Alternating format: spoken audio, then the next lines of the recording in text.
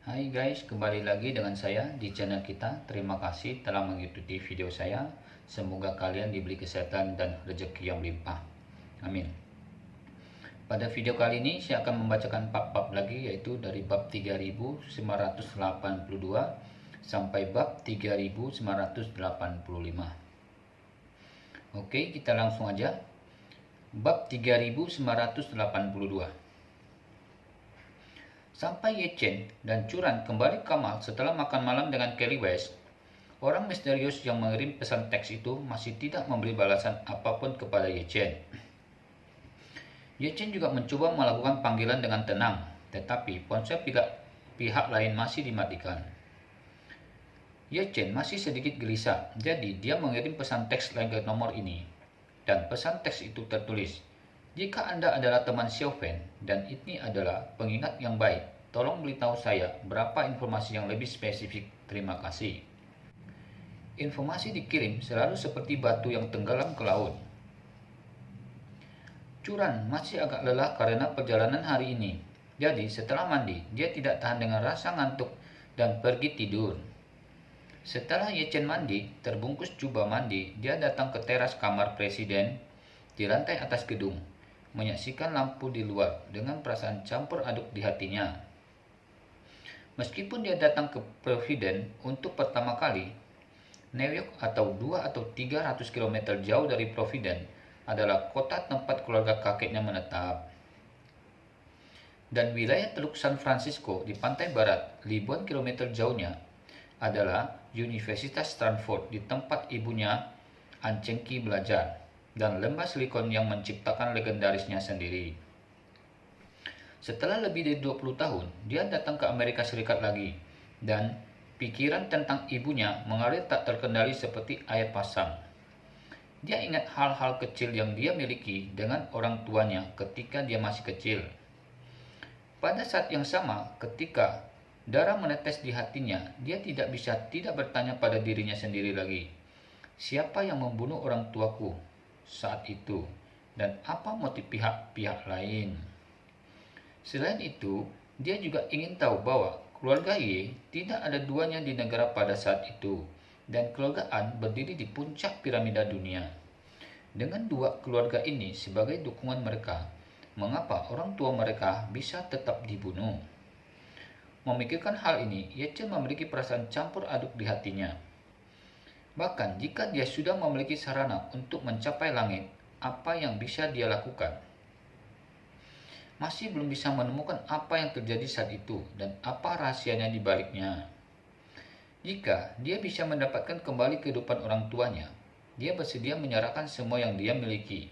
Bahkan jika dia melepaskan 9 kitab suci surgawi yang mendalam, dia tidak akan memiliki dendam. Sangat disayangkan bahwa dunia ini tidak akan memberi dirinya kesempatan untuk bertukar. Ketika dia menghela napas, ponselnya tiba-tiba berdering. Dia mengira itu mungkin pesan dari orang misterius itu.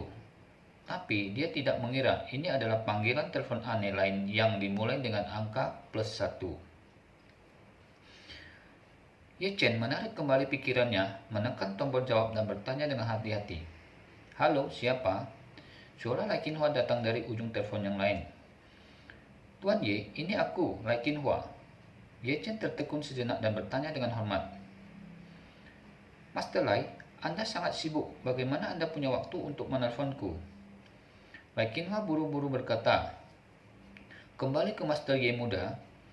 Aku memiliki masalah penting yang tidak berani aku tunda. Jadi, aku menelponmu sesegera mungkin." Ye Chen buru-buru bertanya, "Master Lai, jika ada sesuatu yang penting, tolong katakan secara langsung." Lai Qinhua berkata dengan sungguh-sungguh, "Kakekmu baru saja menelponku dan bertanya tentang pil peremajaan." "Kakekku?" Ye Chen mengerutkan kening dan bertanya, "Apakah pamanku memberitahunya tentang pil peremajaan setelah dia kembali?" "Ya," Lai Qinhua berkata. "Kakekmu berkata dia ingin memberi pil peremajaan dan berharap aku bisa membantu menjembataninya." Ye Chen bertanya kepadanya, "Master Lai, sudahkah Anda bertanya kepadanya mengapa dia ingin membeli pil peremajaan?" "Aku sudah bertanya," Lai Qinhua berkata, "tetapi kakekmu mengatakan bahwa tidak nyaman untuk mengungkapkannya. Aku kira kemungkinan besar dia membutuhkannya sendiri, tetapi dia tidak dapat membiarkan dunia luar tahu bahwa kesehatannya saat ini dalam kondisi yang buruk. Setelah berbicara, Lai Qinghua berkata lagi, dia datang kepadaku untuk mencari tahu asal dan bagaimana awal aku mendapatkan pil permajaan. Tetapi aku telah mengatakan kepadanya bahwa masalah ini terkait dengan rahasia dan tidak nyaman untuk mengungkapkannya. Dan aku juga dengan jelas mengatakan kepadanya, jika dia ingin mendapatkan pil permajaan, dia harus mendaftar untuk pelelangan pil permajaan tahun depan. Tapi aku takut dia akan memantau ponselku, jadi aku mengganti ponsel yang tidak diketahui siapapun dan menelponnya kepadamu. Selain itu, Anda tidak perlu lagi menghubungi nomor ponselku sebelum di masa depan. Bahkan keluargaku tidak tahu nomor ponsel ini. Jika Anda memiliki sesuatu, Anda dapat menghubungi ke nomor ini. Oke, Ye Chen menjawab dan berkata, terima kasih atas kerja kerasmu, Master Lai. Itu sudah seharusnya, Lai Qinghua berkata. Aku baru saja melamar kakekmu. Dia memang dalam masalah baru-baru ini. 2 atau 3 tahun ke depan akan lebih berbahaya secara keseluruhan. Tetapi dalam jangka pendek seharusnya tidak ada bahaya. Jadi Anda jangan terlalu khawatir. Jika ada situasi terbaru di sana, aku akan menyampaikannya kepada Anda sesegera mungkin. Oke, kita lanjut lagi ke bab 3983. Oke, Master Lai, Anda telah bekerja keras. Setelah menutup telepon Lai Qinghua, Ye Chen tidak bisa menahan diri untuk berpikir. Paman datang untuk membeli pil permajaan. Tampaknya itu untuk kakek. Dan dikombinasikan dengan heksagram Master Lai, pasti ada sesuatu yang terjadi pada tubuh kakek. Memikirkan hal ini, Ye Chen juga memiliki pemikiran di dalam hatinya.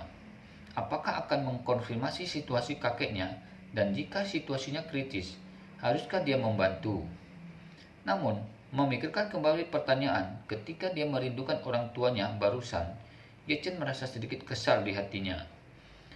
Keluargaan begitu kuat, mengapa sudah 20 tahun sejak orang tuanya meninggal, kebenaran tentang kematian orang tuanya belum terungkap. Selain itu, dia masih ingat bahwa ketika dia mengikuti ibunya kembali ke Amerika Serikat untuk mengunjungi kerabat, kakeknya selalu tidak memiliki perasaan yang baik untuk ibunya. Setiap kali ibu memaksa kakek, nenek, dan sekelompok kerabat untuk menyambutnya, dia akan menangis diam-diam ketika dia kembali ke kamar. Keluarga kakek memiliki sikap yang lebih buruk terhadap ayahnya. Dia sering kembali untuk tinggal selama beberapa hari dan kakeknya jarang berbicara dengan ayahnya. Karena itu, memikirkan hal ini, Ye Chen agak mengeluh kepada kakeknya. Karena dia membutuhkan pil permajaan sekarang dan situasinya tidak terlalu mendesak, biarkan dia mendaftar untuk pelelangan tahun depan. Dengan kekuatan ekonominya, tentu tidak masalah untuk membeli pil permajaan di pelelangan. Selain itu, Ye Chen masih memikirkan Li Xiaofan di dalam hatinya. Dia selalu merasa bahwa pesan teks peringatan ini tidak mungkin dibuat tanpa tujuan. Jadi, dia masih menunggu pihak lain untuk membalas. Namun, sampai keesokan paginya, Ye Chen masih tidak sabar menunggu balasan dari orang misterius itu. Curan masih tidur nyenyak di tempat tidur. Jadi, Ye Chen menelpon dan meminta pelayan untuk membawakan sarapan ke kamar terlebih dahulu. Kemudian, sebelum Curan bangun, Ye Chen menambahkan sedikit pil permajaan ke dalam gelas susunya untuk membantunya pulih. Karena efek pil permajaan terlalu jelas, Ye Chen tidak berani menambahkan terlalu banyak pada satu waktu. Jadi dia berencana untuk secara bertahap membiarkannya minum pil permajaan hingga bulan depan atau lebih. Setelah Curan bangun dan sarapan, dia benar-benar merasa segar kembali dan kelelahan di tubuhnya kembali menghilang seketika. Tidak hanya itu, dia bahkan merasa tubuhnya penuh dengan kekuatan.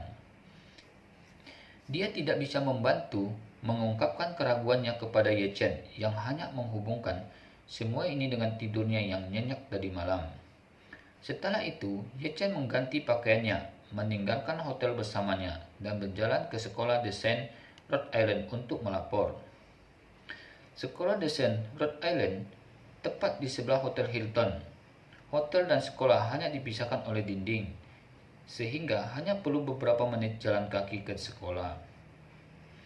Pada saat ini, pintu masuk sekolah telah menggantung materi tampilan kelas master, dan Anda bahkan dapat melihat banyak reporter media terkait desain melakukan wawancara dan pemotretan di tempat.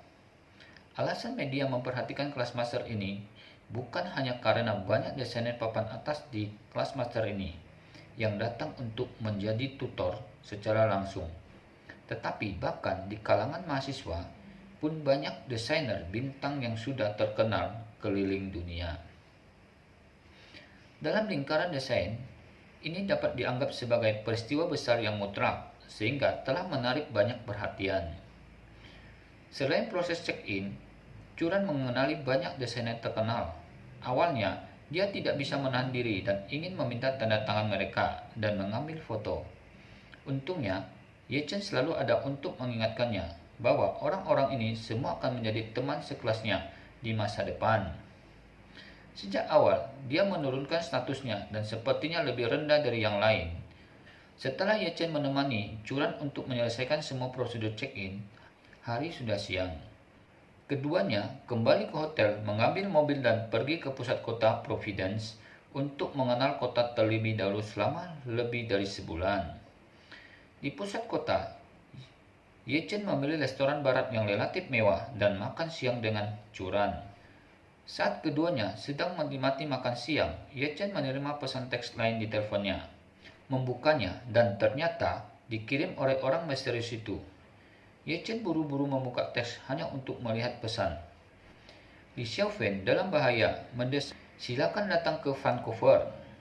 Kita lanjut lagi ke bab 3984. Melihat pesan teks ini, Ye Chen mengerutkan kening dan segera memanggil pihak lain. Namun, nada dengan cepat segera datang dari telepon, memberitahunya bahwa pihak lain telah dimatikan. Ini membuat hati Ye Chen tiba-tiba merasakan semacam kemarahan karena dipermainkan. Jadi, dia segera berdiri dan berkata kepada Xiao Curran, "Istriku, aku akan keluar dan menelpon." Xiao Curran menemukan bahwa wajah Ye Chen salah dan ingin menanyakan alasannya, tetapi dia takut menunda bisnis Ye Chen. Jadi, dia mengangguk dan berkata dengan lembut, "Pergilah dengan cepat." Ye Chen mengeluarkan ponselnya dari restoran dan langsung menelpon Wan Po Jun di tempat di mana tidak ada orang. Segera setelah panggilan dilakukan, dia segera berkata kepada Wan Po Jun, "Po Jun, saya punya nomor yang saya ingin Anda periksa untuk saya. Cari tahu siapa yang menggunakan nomor ini, di mana orang itu, dan lokasinya harus seakurat mungkin." Wan Po Jun berkata tanpa ragu-ragu, "Tuan Ye, tolong beritahu bawahan Anda nomor yang ingin Anda periksa, dan bawahan Anda akan membiarkan mereka memverifikasi." Ye Chen segera memberitahu Wan Po Jun nomornya. Hanya 3 menit kemudian, Wan Po Jun memanggil Ye Chen kembali. Setelah Ye Chen terhubung, Wan Po Jun berkata, "Tuan Ye, saya meminta seseorang untuk memeriksa nomor telepon yang Anda kirimkan kepada saya. Nomor ini adalah nomor ponsel dari Kanada, dan operatornya adalah Bell Communication. Namun, ini adalah kartu ponsel prabayar anonim, jadi saya tidak dapat menemukan informasi yang relevan tentang pengguna. Meskipun sebagian besar kartu ini dibeli oleh turis asing, mereka juga dapat dibeli oleh siapa saja di Kanada. Ya, saya takut akan memakan waktu lama untuk mencari tahu siapa itu, dan itu akan sangat sulit." Berbicara tentang ini, Wan Po Jun menambahkan, "Saya telah meminta bawahan saya untuk mencoba menentukan lokasi spesifik pihak lain berdasarkan informasi stasiun pangkalan yang digunakan oleh pihak lain. Tetapi, untuk menentukan koordinat spesifik pihak lain harus tetap terhubung ke jaringan setidaknya selama 1 atau 2 menit. Tetapi, kesadaran anti pengintaian pihak lain sangat kuat, dan dia tidak terhubung ke jaringan selama lebih dari 30 detik setiap kali dia boot. Jadi, kami hanya bisa mengetahui perkiraan lokasinya." Ye Chen buru-buru bertanya, "Di mana perkiraan lokasinya?" Wan Po Jun menjelaskan, Stasiun pangkalan yang digunakan oleh pihak lain terletak di dekat Chinatown, Vancouver, Kanada. Radius jangkauan sinyal stasiun pangkalan lebih dari 2 km, sehingga hanya dapat ditentukan bahwa pihak lain harusnya berada di daerah Chinatown, dan lokasi pastinya masih belum pasti. Ye Chen terkejut ketika dia mendengar ini. Jika pengguna ponsel ini tidak berada di Vancouver, maka Ye Chen sudah dapat berasumsi bahwa ini mungkin semacam lelucon atau tahap pemanasan penipuan telekomunikasi. Tidak peduli apa tujuan pihak lain, setidaknya dia tidak memiliki ancaman langsung terhadap Li Xiaofeng. Namun, bawahan Wan Pojun sudah menemukan lokasi pengguna ponsel di Chinatown, Vancouver. Ini membuktikan bahwa pengguna ponsel ini adalah di pihak Li Xiaofeng. Ini membuat Ye Chen gugup lagi. Jadi dia bertanya kepada Wan Pojun, apakah ada cara untuk menentukan lokasi yang tepat dari lawan sesegera mungkin? Setidaknya kurangi akurat sehingga dalam radius 100 meter. Wan Pojun menjelaskan, Tuan Ye, jika Anda ingin mengurangi akurasi pemosisian hingga dalam radius 100 meter, Anda harus membiarkan pihak lain terus terhubung ke jaringan setidaknya selama 1 atau 2 menit, sehingga memungkinkan untuk meneruskan data antara dia dan beberapa stasiun pangkalan untuk secara akurat menentukan posisinya. Jika pihak lain hanya menyalakan mesin selama 30 detik setiap kali, secara teknis tidak mungkin untuk mencapai posisi yang tepat. Setelah mendengarkan pengantar Wan Pojun, Ye Chen tahu bahwa kebiasaan pihak lain untuk menutup setelah mengirim informasi harusnya menghindari lokasi stasiun pangkalan, dan metode ini tampaknya sangat efektif sekarang. Jadi dia bertanya kepada Wan Pojun, apakah Anda punya staf di Kanada? Wan Pojun berkata dengan malu, Tuan Ye, kegiatan utama kuil Banlong adalah Timur Tengah dan Afrika, dan sisi Amerika Utara adalah wilayah kelompok tentara bayaran Amerika dan beberapa geng luar negeri. Kami biasanya tidak ikut campur. Setelah berbicara, Wan Pojun berkata lagi, tetapi jika Anda membutuhkannya, saya akan mengirim seseorang sekarang. Ye Chen tiba-tiba ragu-ragu. Jika situasi Li Xiaofeng saat ini benar-benar mendesak, maka saya khawatir itu tidak dapat ditunda. Kita lanjut lagi ke bab 3985. Jika Wan Pojun mengirim seseorang dari Timur Tengah ke Vancouver, Kanada, jarak penerbangannya saja akan melebihi dari 10.000 km. Dia tidak memiliki pesawat Concorde dan akan memakan waktu lebih dari 10 jam untuk tiba di pesawat tercepat. Dengan cara ini, jika sesuatu terjadi pada Li Xiaofeng selama 10 jam ini, tidak ada yang bisa membantunya. Karena itu, sekarang orang yang paling dekat dengan Li Xiaofeng adalah dirinya sendiri. Lagi pula, jika Anda terbang dari sini, Anda bisa sampai ke Vancouver lebih dari 4 jam. Dan jika Anda menyewa Gulfstream G650, Anda bisa sampai di sana dalam 3 jam. Jadi, Ye Chen sudah membuat keputusan untuk pergi ke Vancouver secara langsung. Dia juga khawatir jika orang yang mengirim pesan teks berusaha menyingkirkan harimau, akan berbahagia bagi istrinya, Xiao Churan, untuk tinggal di Amerika Serikat sendirian. Namun, ketika dia berpikir bahwa orang yang mengirim pesan teks berada di sisi Li Xiaofeng, kemungkinan target pihak lain adalah Xiao Churan. Meskipun tidak sepenuhnya mustahil, sangat kecil. Tapi, Ye Chen karena hati-hati masih berkata kepada Wan Pojun, Pojun, Anda segera mengatur beberapa prajurit wanita dari Istana Wandong untuk datang ke Amerika Serikat. Dan itu hanya 6.000 km dari sisi Anda ke pantai utara negara itu, Amerika Serikat. Jika Anda bisa, karena Anda tiba, bantu saya diam-diam melindungi istri saya, Xiao Churan. Wan Pojun segera berkata, tidak masalah Tuan Ye, saya akan mengaturnya. Setelah selesai berbicara, dia bertanya lagi, Tuan Ye, apakah Anda akan pergi ke sana sendirian? Ya, Ye Chen berkata, kamu tidak perlu khawatir tentang Kanada, aku akan menyelesaikannya.